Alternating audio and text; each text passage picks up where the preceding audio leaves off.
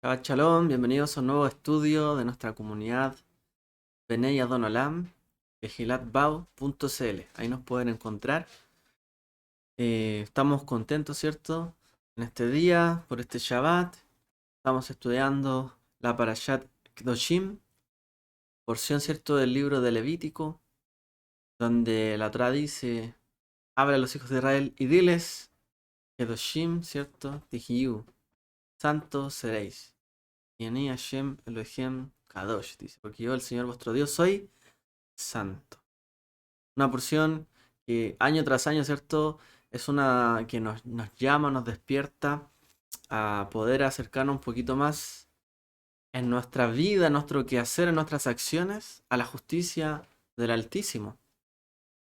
Siempre hay algo que podemos mejorar, que podemos equilibrar en nuestra vida. Siempre hay algo, ¿cierto?, que nos tiene que llevar a ir a la línea correcta, ¿cierto? A enderezar nuestras vidas, nuestros pasos, para poder, ¿cierto?, alinearnos a la voluntad del Eterno, a su justicia. La Parashat Kedoshim habla, ¿cierto?, acerca de bastantes mandamientos, y todos son mandamientos que nos podrían a nosotros hacer hoy sentido, por supuesto que sí. La Torah, ¿cierto?, nos hace sentido porque habla de justicia. Habla, ¿cierto?, de tzedek, justicia, y de tzedaká, de justicia, digamos, social, hacia los demás, hacia el prójimo. La Torah nos habla que tenemos que hacer justicia. Y de eso habla esencialmente esta parashá, aunque se llama Santos seréis. No dice la parashá Tzadikim Tihiyu, no dice justos seréis, sino que dice Kedoshim Tihiyu, santos seréis. Puede haber dicho justos, pero dijo santos. Por lo tanto, ¿cierto? La santidad, o al revés, mejor dicho, la justicia conviene a la santidad. Ser, ¿cierto? Practicar la justicia nos acerca a lo santo. Y no es que solo lo justo nos acerca a lo justo. Y entonces algo interesante, ¿no? Porque estamos en los días de la cuenta del Homer, día donde, ¿cierto?, se trabajan los atributos, se trata de trabajar las cualidades nuestras para ascender, ¿cierto?, en este conteo de la gavilla, para llegar a Shavuot, a la recepción de la Torá. Y en general, ¿cierto?, se van estudiando muchos atributos. Y dentro de ese estudio, yo sé que muchos lo llevan ahí, ¿cierto? Por ahí es compartido por nuestra hermana Eliana, también ahí en el chat del grupo. Que no se estudia un atributo por sí mismo, sino que dos juntos, cada día o cada semana, ¿cierto? Y aquí vemos que la santidad tiene que ver con la justicia, y no solo lo justo con la justicia. Y esto lo podemos ver, ¿cierto?, de manera eh, que sería la justicia solamente de manera justa sería uniforme. ¿En qué sentido? Que solamente procuraría, ¿cierto?, establecer justicia por causa de la justicia. Pero no miraría, ¿cierto?, muchas veces los casos, si se necesita misericordia, si hay algo que pasó detrás, sino que inmediatamente algo se sale, ¿cierto?, de la línea de control, tiene que volver. No importa si se rompe, no importa si las personas o la vida de las personas se daña, no, hay que establecer justicia. Justicia justa, estricta. Pero aquí nos habla, ¿cierto?, de que la santidad, lo que habla ahí de la santos seréis, tiene que ver con la justicia, porque de eso nos está hablando, de hecho, muchos de estos mandamientos, sobre lo que nos ayuda, ¿cierto?, a encontrarle a Él, nos ayuda a verle a Él en cada cosa, cuando nos comportamos, ¿cierto?, de manera adecuada. Quiero ahí hacer una reflexión, no sé si decir profunda, pero por lo menos vamos a darle vuelta digamos, al origen de las cosas, cómo funciona la naturaleza, de alguna manera, y qué tiene que ver la justicia y la santidad con eso. Pero antes vamos a hablar un poco sobre la parashá y lo que nos está planteando, ¿cierto?, en esta oportunidad. Que tiene que ver, ¿cierto?, siempre con establecer como la figura típica de la justicia como una balanza. Ahora vamos a ver qué es lo que debería pesar esa balanza. ¿Por qué la Torá nos habla ¿cierto? De todos estos mandamientos que tenemos que balancearlos en nuestra vida. Bueno, la Torá nos dice, habla a los hijos a toda la congregación, a la Adat, ¿cierto? A la asamblea de los hijos de Israel y diles, santos seréis, santos serán, Kedoshim Tihiu, porque yo el Señor vuestro Dios soy, Kadosh, dice la Escritura. Estuvimos viendo, ¿cierto?, la porción de la semana anterior, en parte a Jarei Mot, y también vimos el final de la Parashat de Pesach. Y viendo eso, ¿cierto?, comenzamos que eso tenía que ver, a ver, la Parashat de Aharei Mot con la muerte de los hijos de Aarón, ¿cierto?, que lamentablemente fenecen, ¿cierto?, por causa de una rebeldía, ¿cierto?, un hecho, ¿cierto?, que se salió de los parámetros que Dios tenía establecido y murieron. Luego, ¿cierto?, se dan las instrucciones de Yom Kippur que tiene que ver con restablecer las cosas, la restitución. Esta semana partimos viendo el mandato del Eterno de ser santo.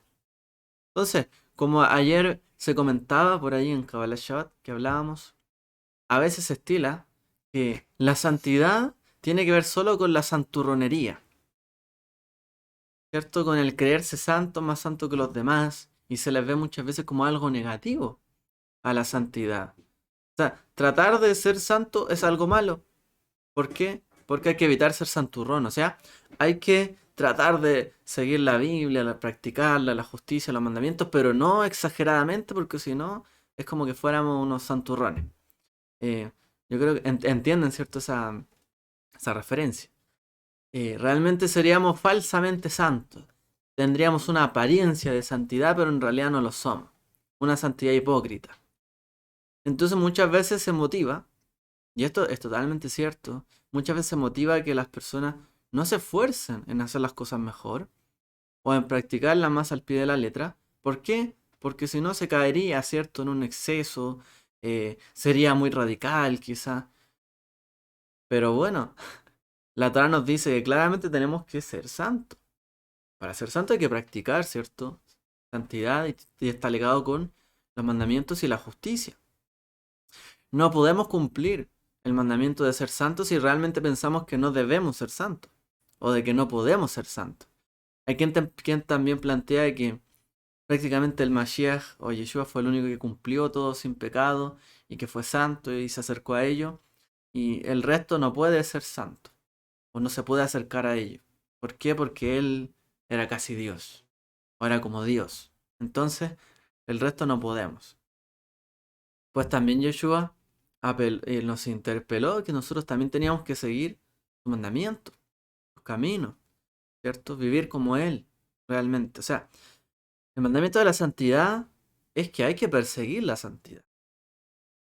¿Ok? No es que se es santo por esencia.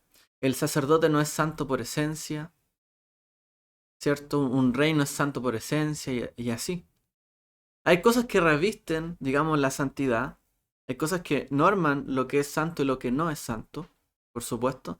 Y cuando hablamos de la palabra Kadosh, ¿cierto?, en hebreo, o Kodesh, lo santo o una persona santa, tiene que ver con ser apartado, ¿cierto?, a lo que sabemos. Santificado es algo aparte. Entonces, la santidad tiene que ver, por ejemplo, con el sacerdocio, con vestirse diferente, ser apartado en su vestimenta, en su conducta, en qué ofrecía de sacrificio, cómo caminaba, cómo andaba, cómo cubría, ¿cierto?, su cuerpo, su ropa. Son elementos, ¿cierto?, que, digamos, adornan la santidad. Pero así también a todo Israel le dio la corona de la Torá, ¿cierto?, de la práctica de los mitzvot para también acercarlos a lo santo. Y lo santo tiene que ver con todo lo que podemos hacer que nos distingue y nos separa, ¿cierto?, de, digamos, el resto de el mundo que está, digamos, en oscuridad, en tinieblas.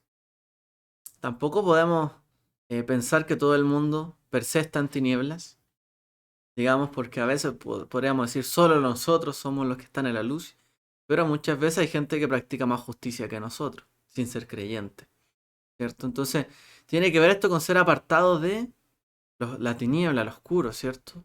Del que se aleja de Dios, en general. Así que, para acercarnos a un Dios que es apartado, que es diferente, ¿y por qué a Dios se le llama santo si hay un solo Dios? Nos podríamos preguntar, ¿por qué Dios se llama santo si en realidad no hay otro Dios fuera de Él? ¿Por qué Él sería apartado si no hay más dioses? Pero aún así, ¿cierto? La Escritura dice, yo soy el Señor vuestro Dios, yo soy santo, dice. Bueno, tenemos que entender que en aquella época, ¿cierto? Las personas tenían entendimiento de que habían diversos dioses, divinidades que gobernaban, ¿cierto? El universo. Y cada uno tenía su voluntad y un carácter y un carácter especial. Como cuando vemos la mitología de los dioses antiguos, que cada uno se enojaba, uno tenía este atributo, el otro este otro, y cada uno gobernaba su cierta dimensión de del mundo y defendía, ¿cierto?, su territorio. Y se podía pelear con otros dioses, etc. Pero decíamos que el Eterno es santo, una para distinguirlo, ¿cierto?, del politeísmo, de que este es un Dios diferente, apartado, al que el resto, ¿cierto?, del mundo seguía en aquel entonces y sigue, podríamos decir hasta hoy, es un Dios diferente, apartado. Porque ¿en qué sentido podríamos decir que Él es santo si en realidad no lo podemos ver? En parte tiene que ver con eso. Es santo, es apartado porque está fuera de nuestro alcance, de nuestra dimensión. Él es lo más santo que hay porque está totalmente fuera de, digamos, nuestro entendimiento. Está totalmente separado de nosotros. Por lo tanto, para entender que Él es santo y que Él está aparte de nosotros, fuera de nosotros, más allá o más alto y sublime, como diría el libro de Yeshayahu, que Él, ¿cierto? Sus pensamientos no son como nuestros pensamientos. Sus caminos no son como nuestros caminos. Más altos son sus pensamientos, más altos son sus caminos.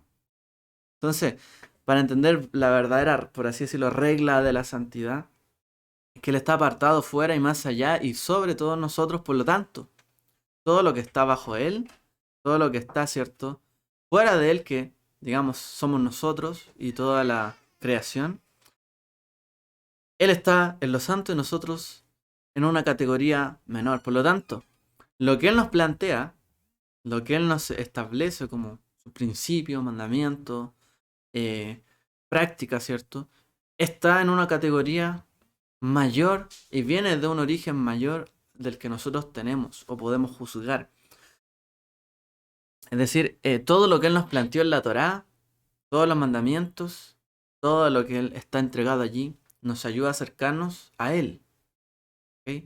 Que Él es el apartado, para apartarnos así como Él es apartado, de las reglas, por así decirlo, de este mundo. Entonces, el hecho de que Él sea santo y fuera y más alto que todos nosotros y todo lo creado, nos hace también entender que por qué Él es capaz de darnos mandamientos a nosotros, que nosotros estamos en una categoría inferior. Y de allí se deriva el temor a Dios, ¿cierto? También. Y se deriva el temor al pecado, o el llamado también el temor al cielo. ¿Y por qué el cumplir mandamientos y los preceptos nos ayudan a ser más santos, como Él es santo? Porque viene todo de otra categoría, mucho mayor que nosotros. ¿Ok? Entonces, en el fondo, más que los mitzvot, alejarnos del mundo, separarnos, ¿cierto?, de las personas, lo que nos hacen es elevarnos, ¿cierto? Y este es el principio judío tan importante que hay, que los mandamientos nos elevan, elevamos, ¿cierto?, la creación, elevamos nuestra vida y nuestras acciones y lo que nos rodea a una categoría mayor. No es que nos separamos derechamente de todo, de tal forma que alguien nos podría decir, oye, pero esta persona guarda esto y esto otro, pero en realidad se porta mal con los demás, es indiferente, no tiene misericordia, es como que vive en otro mundo. Es como que creer en Dios para él lo ha alejado de las personas, se ha transformado en alguien, no sé, pues que se aleja de todos. No ese es el principio, aunque es algo que suele ocurrir, pero no es el fundamento. Es algo que ocurre, pero por causa de practicar la justicia. Nos terminamos alejando de las prácticas de muchas otras personas y otros atributos o cualidades. Pero el hecho es que nos elevamos hacia Él. Los mitzvot nos elevan hacia su categoría de santo. Él está sobre todas las cosas. ¿Sí? Entonces, la santidad tiene que ver con la justicia, la práctica de la Torah. Sigamos completando por lo menos el cuadro de la parashá. Entonces esta verdadera santidad muchas veces está con ideas preconcebidas que tienen que ver muchas veces con nuestras preferencias, nuestros gustos. A veces determinamos qué es santo y qué no es tan santo, o qué es practicable, no, qué no es practicable, de acuerdo a lo que nos parece, nos gusta, tenemos preferencia, de acuerdo a cómo nos educaron y de acuerdo a cómo es el sistema. Pero realmente acercarse a la santidad, a la Kedushá, ¿cierto? Del Eterno, tiene que ver con ser santo a lo que a sus ojos es ser santo. ¿Ok? Y eso es, en el fondo, el principio de la práctica de la santidad. No podemos ser santos, pretender ser santos con lo que a nosotros nos parece santo. ¿No? Porque para nosotros todo lo que está a nuestro alcance está eso, a nuestro alcance. No está lejos de nosotros. Pero ¿qué está más lejos que nosotros?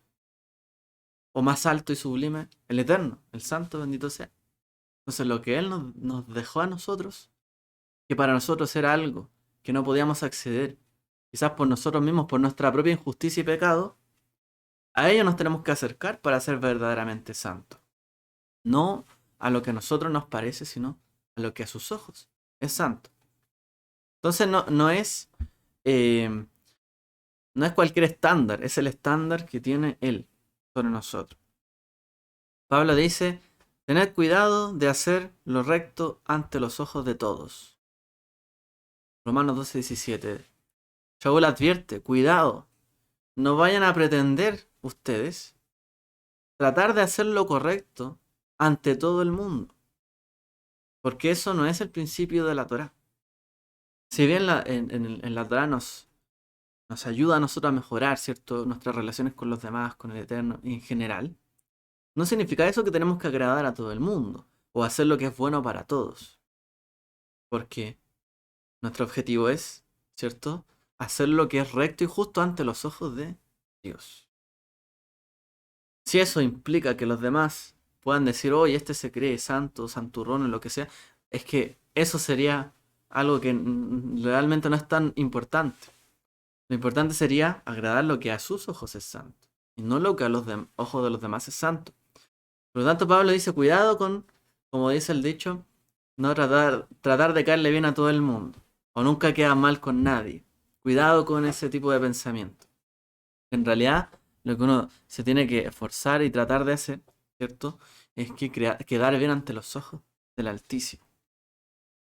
¿Cómo? Conociendo lo que para Él es, lo que nos conduce a la santidad.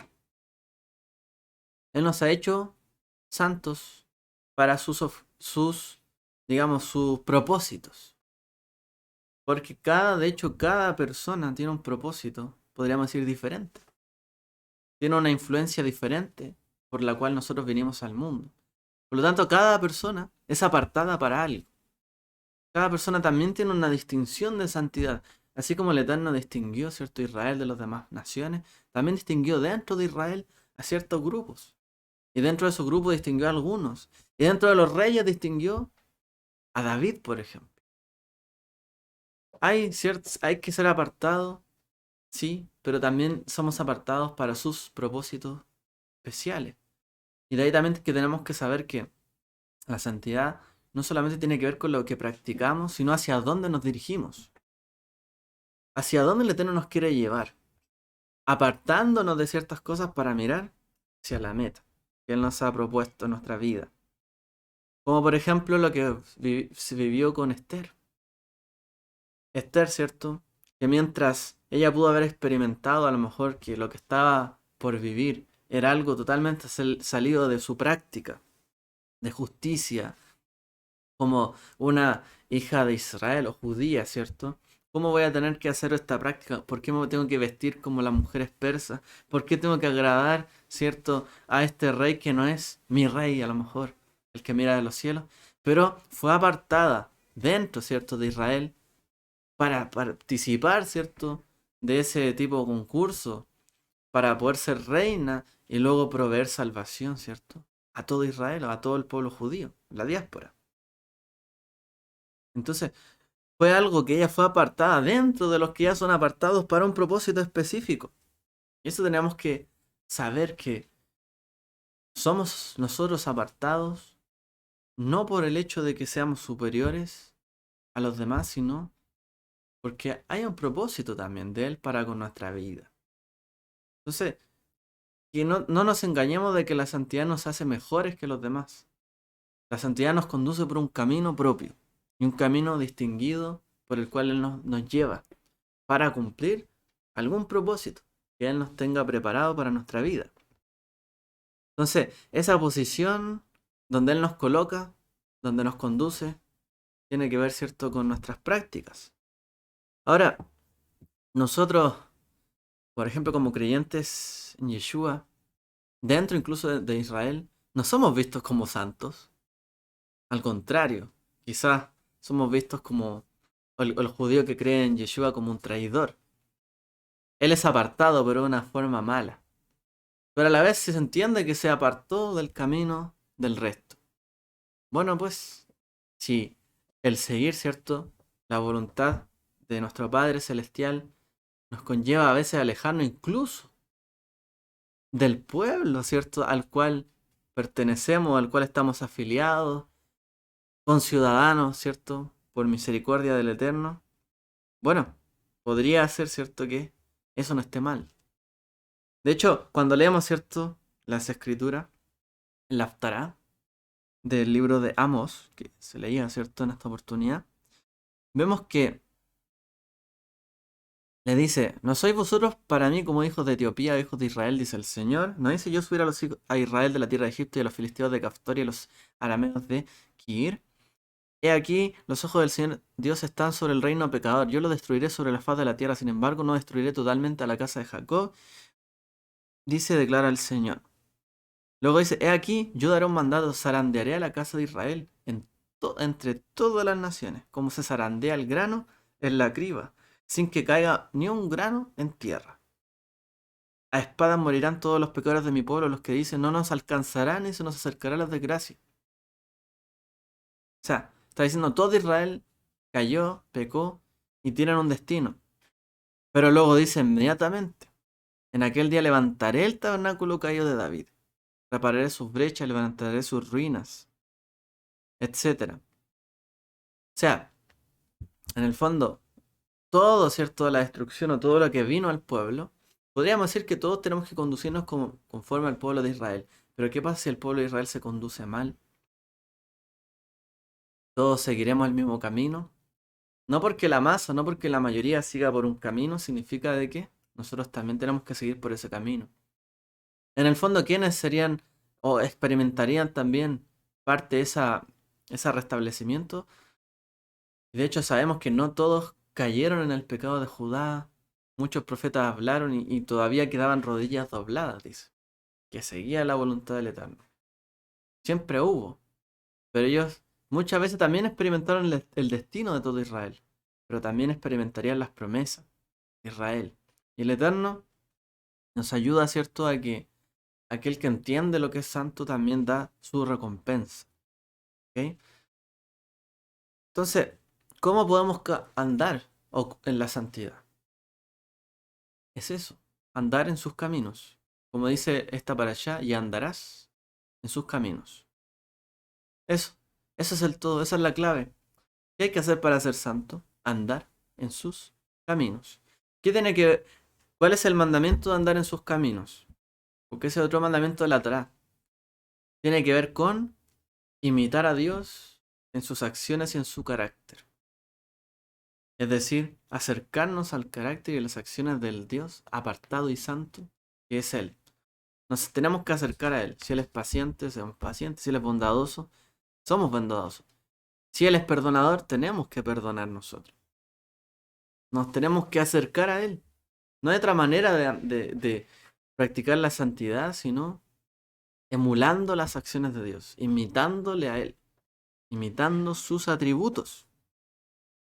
De cierto os digo, dice Yeshua, que el Hijo no puede hacer nada por sí mismo, sino puede hacer lo que ve hacer a su Padre, porque todo lo que hace el Padre también lo hace el Hijo.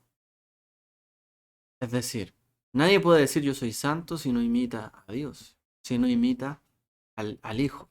Y el Hijo dijo, yo imito al Padre. Nadie puede decir yo soy santo o yo me acerco a la santidad si en realidad no se está midiendo, comparándose, ¿cierto?, con el Eterno. O sea, ¿la santidad qué es? Comparar nuestras acciones y llevarlas al mismo nivel de Dios. Eso es también la santidad. Imitar sus acciones significa elevar nuestras acciones al nivel de las que Él haría. O sea, esto ni siquiera tiene que ver con imitar, a lo mejor, alguna persona que uno diga, uy, tan buena que es esta persona, me gustaría ser como él. Ok, bueno, sí, puede ser. Pero en realidad la santidad tiene que ver con imitarlo a Él, Dios. Elevar nuestras acciones a lo que son las de Él. Esa es la meta de la santidad.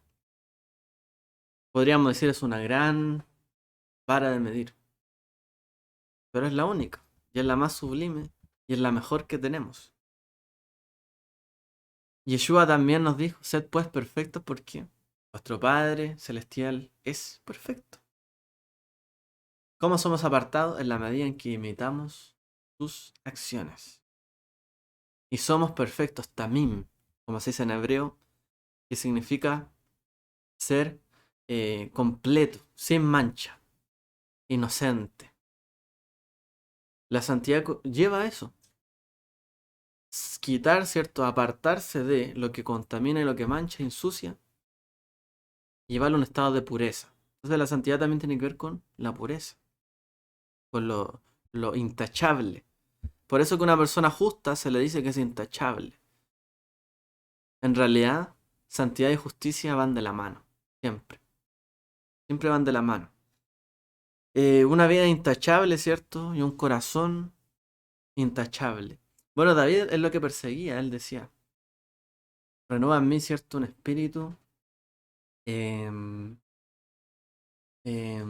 dice, un corazón, dice, puro. Renueva en mí un corazón puro y crea dentro de mí un espíritu recto, dice. Un espíritu, ¿cierto? Que te sirva. O también, como dice, procuraré llevar una vida, tamim, dice, perfecta, dice David en el Salmo 101. ¿Cuándo vendrás a mí? Conduciré los asuntos de mi casa con un corazón, dice, tam, perfecto, intachable. David llevó, ¿cierto?, la actitud de la santidad, no solamente a sus acciones, sino, como dice él, mi camino. Llevaré un camino intachable.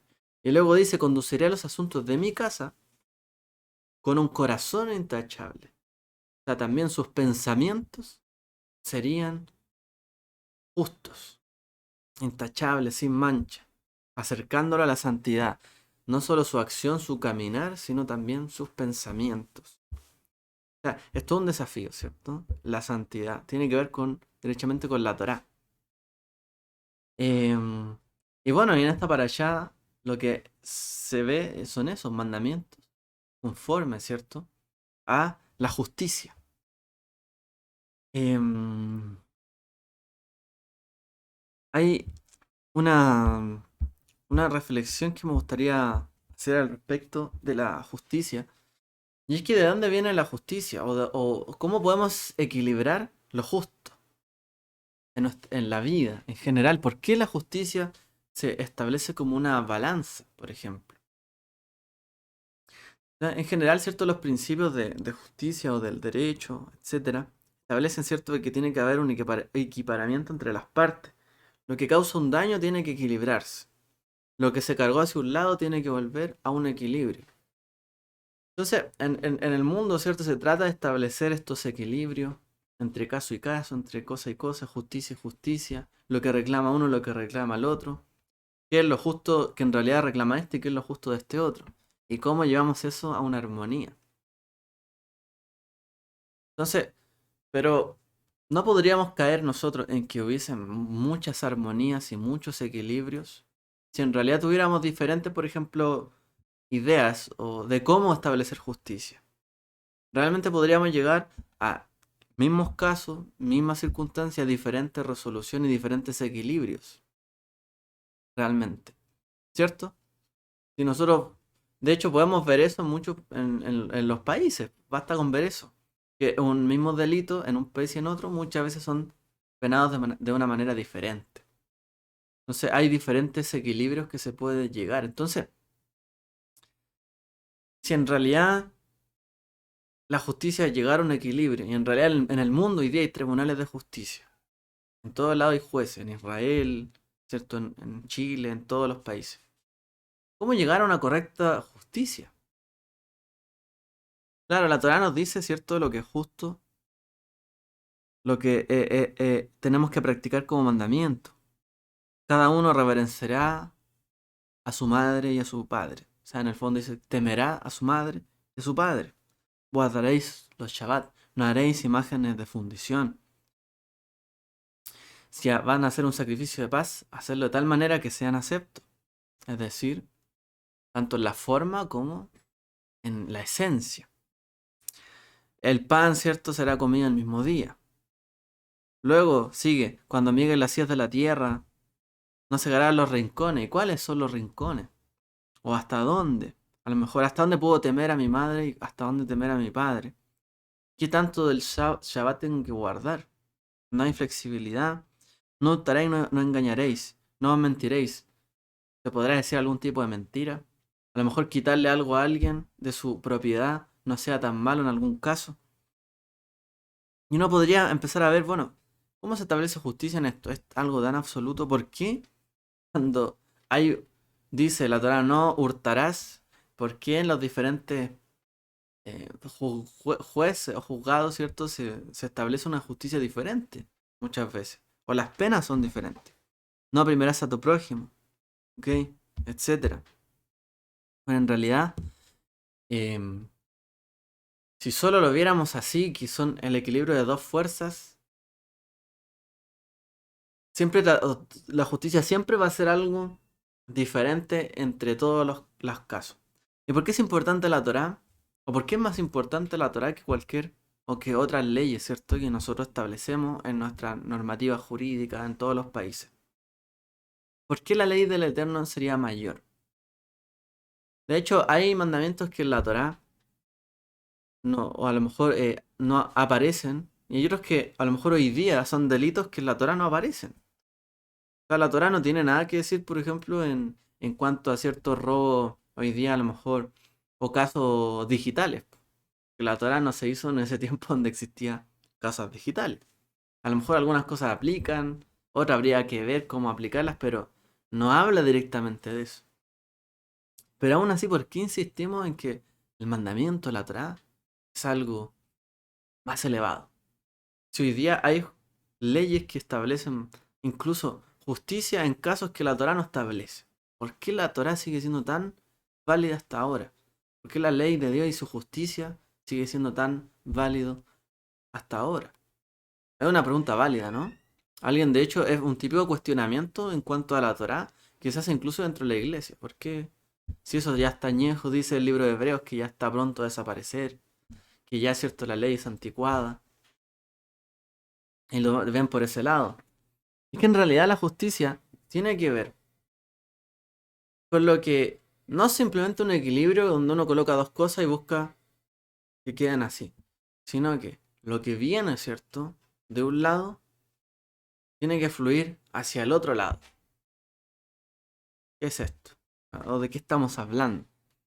En realidad la justicia, al entenderla desde los ojos de vista, desde el punto de vista de el monoteísmo, ¿cierto?, de la creencia en un Dios, tiene que ver con que hay una fuerza que propulsora de todas las cosas, que ese es Dios, ¿cierto? El que movió todas las cosas que existieran.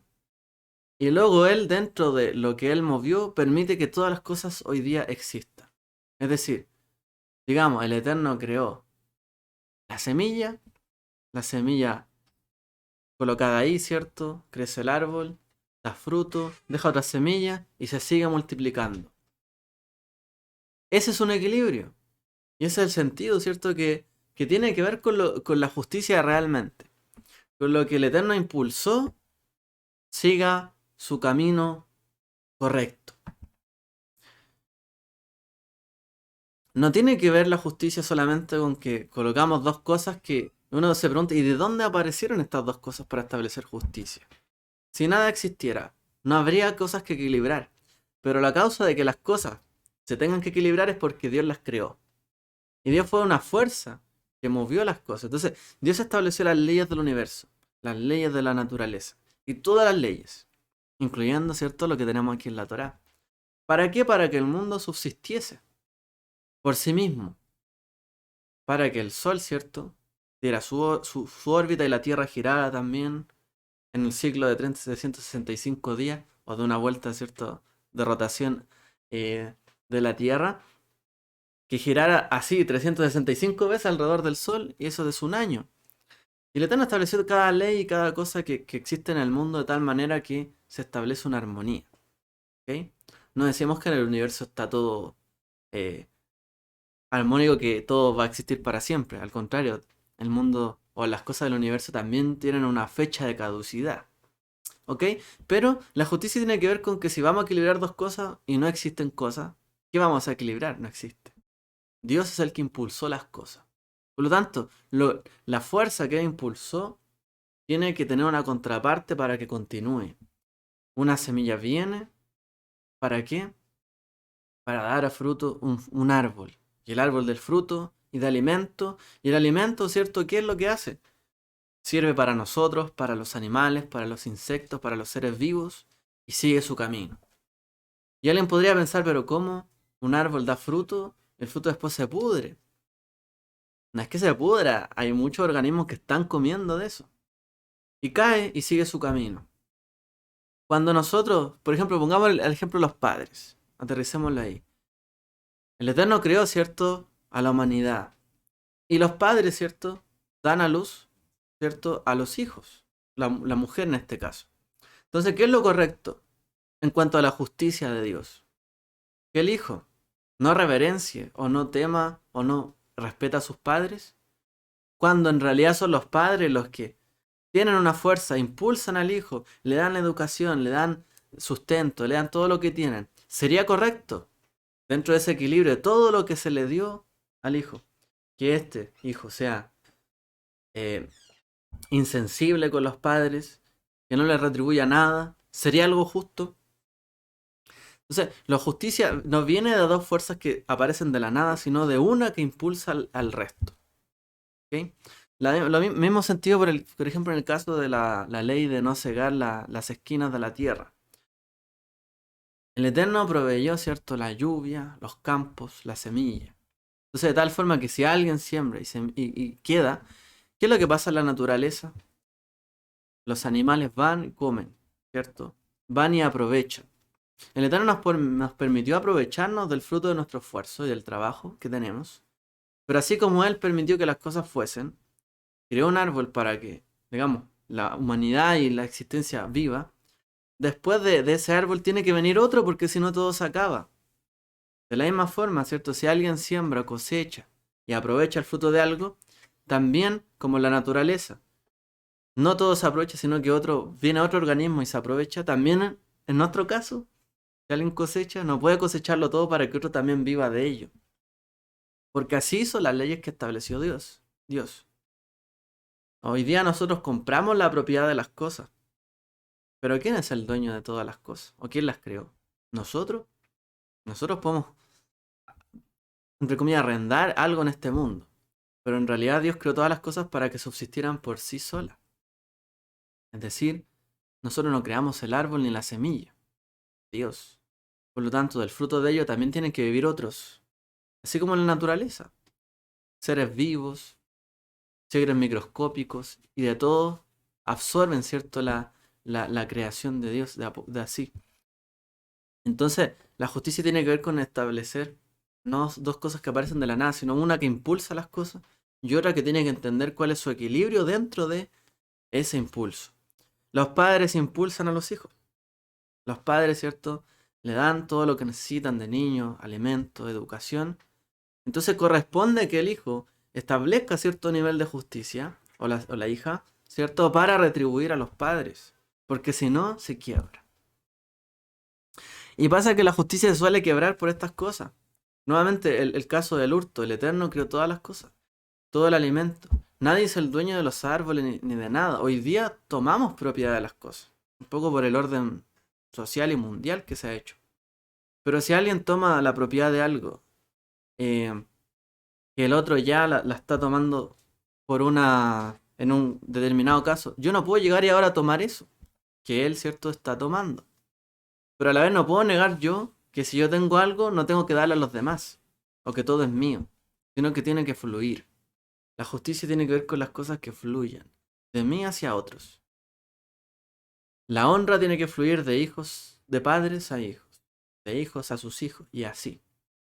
Los atributos de Dios, sus caminos tienen que llevar el recorrido para el cual fueron establecidos. Eso es justicia. Podríamos mencionar aquí o explicar en realidad los mandamientos como están descritos acá, y tendría la misma aplicación, ¿ya? Que en el fondo lo que Dios se hizo, impulsó, tiene que continuar. Y la persona que se va en contra de eso, tiene que corregir. Eso es injusto. Por ejemplo, como les decía, el que roba, todos los mandamientos que dicen no harás, o el que degrada dice a su hija. O sea, tu hija fue dada, ¿cierto? Como una semilla también. Algo para que tú la tengas. No puedes dejarla tú, ¿cierto? Y un día, tú eres el responsable, así como tú recibiste de tus padres, te educaron, te enseñaron. Tú no puedes dedicar luego a tus hijas a la prostitución. Si a ti tus padres te dieron, te sostenieron para que tú vivieras. No puedes tú luego hacer que ella tenga, ¿cierto?, que usar inmoralmente, ¿cierto?, su cuerpo para vivir. ¿Ok? Entonces la justicia ahí se establece porque Dios, que impulsó las cosas y sus leyes, tienen que cumplirse y seguirse cumpliendo. Y la Torá lo que está haciendo, los mandamientos, es eso. Hacer que la ley con la cual Dios creó todas las cosas y los principios que hay detrás de todo ello sigan manteniéndose hasta el día de hoy. Porque de otra manera, si alguien piensa que la justicia nace desde un caso, digamos, no desde Dios, sino que se establecen acá los casos, nació de la nada, no hay un precedente. Cualquiera que haga juicio en casos diferentes, en diferentes culturas y países, van a juzgar de manera diferente. El punto es, ¿cierto?, del Eterno, que las cosas fluyen, donde sea que estén. Por ejemplo, el mandamiento que dice no pondrá cierto tropiezo al ciego. O ante las canas te pondrás de pie. Bueno, por ejemplo, el caso de las canas, ¿cierto? Dice te pondrás de pie. Porque en realidad los padres, los ancianos te tuvieron que cargar a ti, ¿cierto? Cuando tú no te podías poner de pie, ellos te cargaron a ti. Nos cargaron a nosotros. Que no podíamos caminar ni movernos, ¿cierto? Y éramos totalmente dependientes. Pues ellos nos tomaban y nos llevaban de un lugar a otro en cuanto necesitábamos. Por lo tanto, cuando ellos sean ancianos, tú también tienes que ponerte de pie ante ellos. Y si ese ponerse de pie no solamente significa, ahí viene un anciano, me pongo de pie y le dejo el asiento. Sí, está bien. Sino que también, si el anciano no puede moverse de un lugar a otro, pues muévete tú por él. Y tú, ¿cierto? Muévete para que él tenga lo que necesita. Ponte de pie. Así como se pusieron de pie por ti cuando tú naciste. Y así se establece justicia. Y lo que nosotros recibimos de parte de Dios, como estableció las cosas y el mundo y el modelo del universo, de cómo son sus leyes, nosotros irlo replicando en nuestras acciones, en nuestros pensamientos.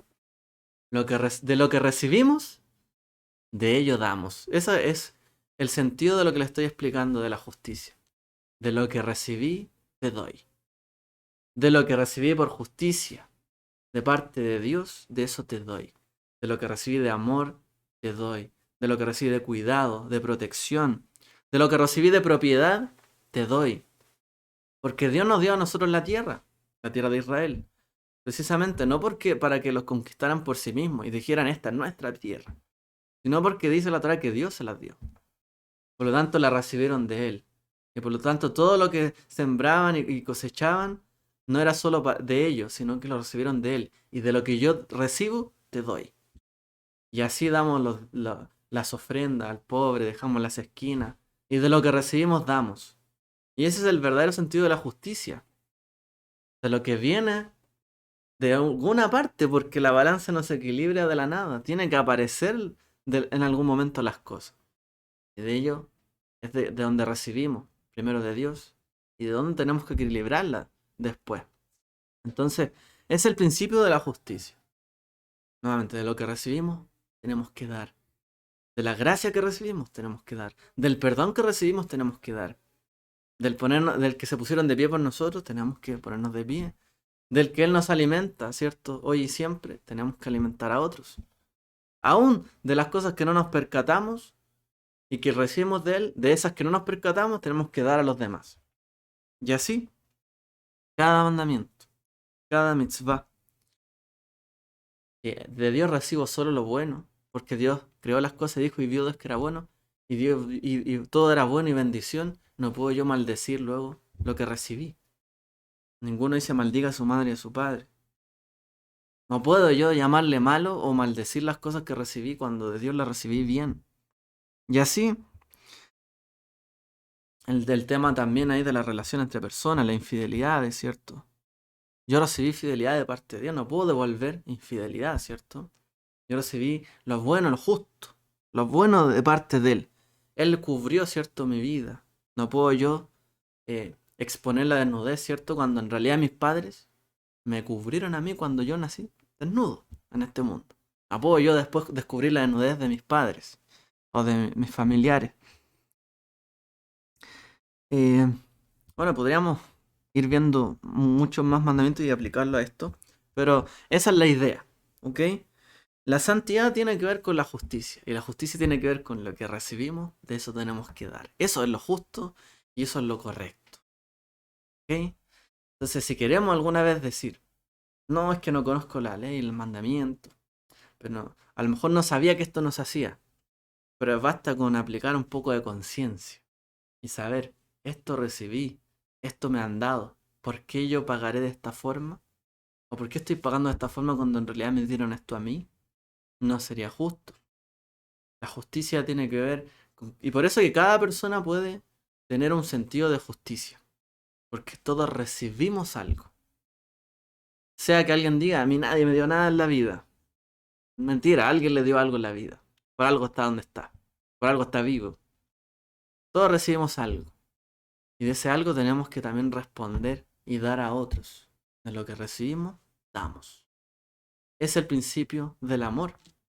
Por eso es que la santidad es una acción, pero la santidad también es amor en acción.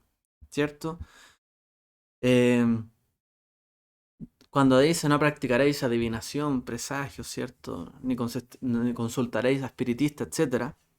Claro, limita las acciones, pero también dice para allá, no odiarán a otro israelita en su corazón. No solo la acción, sino el pensamiento, el amor en acción. Reprenderás a tu prójimo que está en un error y no participarás, dice, de su culpa. No buscarás venganza, dice, ni guardarás rencor contra nadie de tu pueblo, sino que amarás a tu prójimo como a ti mismo. Entonces, la santidad es justicia.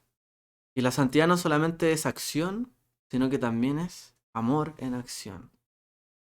De lo que recibimos, de eso damos. Como si Dios me ama. Yo soy cierto Dios, cierto. Te sacó de la tierra de Egipto, porque yo te amo, te saqué de ahí. ¿Cómo yo voy a odiar a otro que Dios sacó de ahí? Y si Dios a nosotros nos reprende y nos llama la atención, bueno, nosotros también somos responsables de que a los demás que no hacen algo correcto, llamarles la atención. De lo que recibimos, damos. Pero dice, no guardarás rencor, ni practicarás la venganza. Porque Dios dice, mía nomás es la venganza. Por lo tanto, no podemos guardar las cosas y acumularlas para luego establecer nuestra propia justicia. Porque tenemos que perseguir la justicia de Dios, no la nuestra propia. ¿Cierto? Y la venganza es querer hacer justicia por nuestra propia mano. Cuando en realidad tenemos que esperar la justicia de Dios. De lo que recibimos, damos. Y sabemos que a Él pertenece la justicia. No podemos nosotros ser quienes pretendan establecerla de una manera vengativa. Amarás a tu prójimo como a ti mismo. Así como te amas, tienes que amar a otros. Así como Dios te amó, ama a otros también. Y así, la santidad tiene que ver con esto. Como diría la Haftará para concluir, he aquí que vienen días, declara el Señor, cuando el arador alcanzará al segador, y el que pisa la uva el que siembra la semilla, y cuando estilarán vino dulce en los montes, y todas las colinas se derretirán. Y restauraré el bienestar de mi pueblo Israel, y ellos se reedificarán las ruinas y las ciudades asoladas, cultivarán huertos, comerán sus frutos, plantarán su tierra, no serán arrancados jamás de la tierra que les ha dado, dice el Señor. O sea, es decir, se establecerá real justicia en aquel entonces. Lo que yo planté no va a ser nunca más desarraigado. Dice, el arador alcanzará al segador, y el que pisa el agua el que siembra la semilla. Nuevamente, cuando hablamos de justicia se hablaba, ¿cierto?, como de una balanza, de establecerla. Pero cada balanza se origina de algún lado, digamos, cada parte. Entonces, obviamente, yo no puedo cosechar más de lo que sembré. Pero aquí lo que está diciendo es que la justicia va a cortarse o va a ser más cercana a nosotros. Porque en cuanto alguien siembra, resulta que va a alcanzar al que cosecha. Y eso que fluye de parte de Dios va a establecerse de una manera así como fluida, armónica. No es que vaya a tener que establecerse ahora una nueva justicia, sino que realmente se va a acercar, va a haber una prontitud de la justicia, no va a haber más maldad, nadie va a ser arrancado. Y realmente de lo que recibimos vamos a poder tomarlo de una manera próxima, como viene por un lado y lo tomamos por el otro. En cambio, la justicia en este mundo muchas veces se demora muchísimo.